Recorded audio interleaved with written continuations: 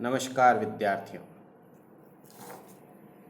मैं योगेंद्र सिंह सांखला, सहायक आचार्य हिंदी, राजकीय बांगड़ महाविद्यालय पाली। विद्यार्थियों, हमने पिछले वीडियो के अंतर्गत संत कवियों के बारे में पढ़ा था और संत कवियों के परिचय के संबंध में पढ़ा था। तो संत काव्यधारा के अनेक कवियों ने इस संत काव्यधारा के अंतर्गत अपना अभूतपूर्व योगदान दिया, जिसमें हमने कबीरदास के बारे में पढ़ा था, हमने जो है वह धर्मदास के बारे में पढ़ा था और दादू दयाल के बारे में पढ़ा था। आज हम इस द्वितीय वीडियो के अंतर्गत हम अन्य जो बचे हुए जो कवि हैं उन कवियों के विषय में पढ़ेंगे, जिन्होंने कि संत काव्यधारा को आगे बढ़ाने का महत्वपूर्ण योगदान दिया। इस धारा के अंतर्गत अनेकों कवि हुए, जिसके अंतर्गत हम यदि देखें तो हमारे सामने रैदास जी हैं, गुरु नानक हैं, उसके बाद हम देखते हैं सुंदरदास हैं, मलुकदास हैं तथा रज्जब जी हैं, धन्ना हैं, पीपा हैं आदि अनेक जो कवि हैं, जिन्होंने कि इस काव्यधारा में अपना अभूतपूर्व योगदान दिया था। तो आज हम इन सभी कवियों के परिचय के विस्तार को समझते हुए हम आगे बढ़ते हैं। तो हम देखते हैं कि हमारे सामने सबसे पहले रैदास जी, जो कि इस काव्यधारा के प्रमुख कवियों के अंतर्गत माने गए हैं। रैदास जी का वास्तविक नाम रविदास था। ये रामानंद जी के शिष्यों में से थे। जाति से चमार थे।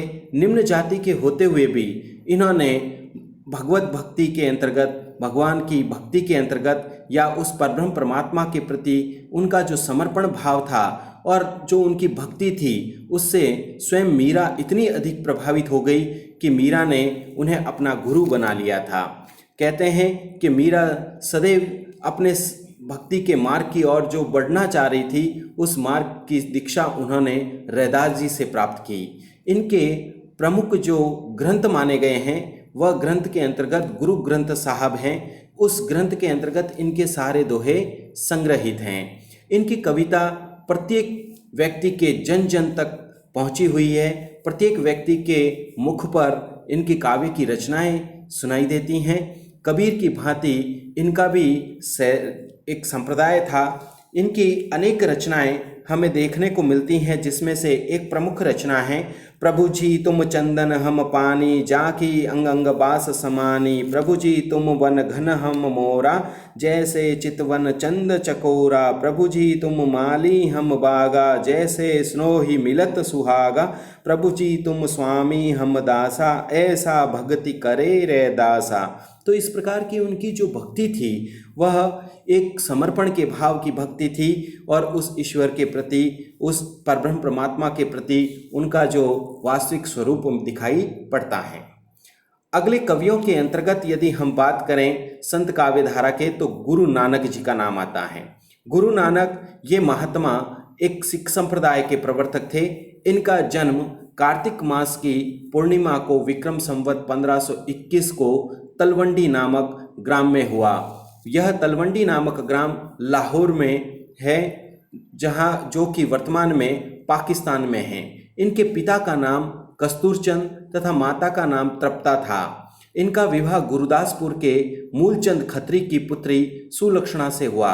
ये महात्मा सिख संप्रदाय के प्रवर्तक थे। इन्होंने भगवत भक्ति के भजन गाए। कबीर के समान एकेश्वरवादी भावना पर इन्होंने बहुत ही अधिक बल दिया। कहा जाता है कि वैसे तो ये सिख थे, लेकिन सिख होते हुए भी, क्योंकि सिखों का जो धर्म था वह हिंदू धर्म ही था, किंतु उदासी लोग हिंदू धर्म को अधिक मानते थे। इन्होंने भगवत भजन गाए। ये नाम के उपासक हैं, किंतु कबीर की भांति इन्होंने आकाश पताल के कुलाबे नहीं मिलाए और न उलटबासियाँ ही कही। इन्होंने बड़े सरल हृदय से ईश्वर भक्ति के साथ सदाचार और संगठन की शिक्षा दी। इन्होंने हिंदू संस्कृति के संबंध विच्छेद न करते हुए अपने मत में एकेश्वरवाद की प्रधानता को बल दिया और इनकी जो वाणी है वह भी गुरु ग्रंथ साहब में संग्रहित हैं। इनके कुछ भजन पंजाबी भाषा में भी हैं और कुछ देश की प्रचलित काव्य भाषा हिंदी में भी हैं, जो कि खड़ी बोली के रूप में दिखाई पड़ते हैं। कहीं कहीं इनकी भाषा जो ब्रज भाषा से भी ओतप्रोत दिखाई पड़ती हैं। कहा जाता है कि नानक जी का जो देहांत है वह 1596 विक्रम संवत में हुआ। इनकी वाणी में बड़ी विनय है, ये सदाचार के पक्षपाती थे। इनकी कविता में एक उदाहरण इस प्रकार से हम देख सकते हैं, हृदय जिनके हरि बसे ते जन कहियत सूर, कहीं न जाई नानका पुरी रहो भरपूर, मन की दुविधा न मिटे भक्ति कहाँ ते होय, कौड़ी बदले नानका जन्म चलिया नर खोए। तो इस प्रकार से हम देखते हैं कि गुरु नानक जी का इस काव्यधारा में महत्वपूर्ण योगदान था। अब हम बात करें तो अगले कवियों के अंतर्गत यदि हम देखें तो अनेक संत कवियों का महत्वपूर्ण योगदान रहा, जिसके अंतर्गत हम सबसे पहले बात करें तो सुंदरदास की बात करते हैं। तो सुंदरदास का जन्म जयपुर के राज्य धोसिया नगरी में हुआ। ये जाति के खंडेलवाल वैश्य थे। अन्य संत कवियों की तरह वे अनपढ़ नहीं थे।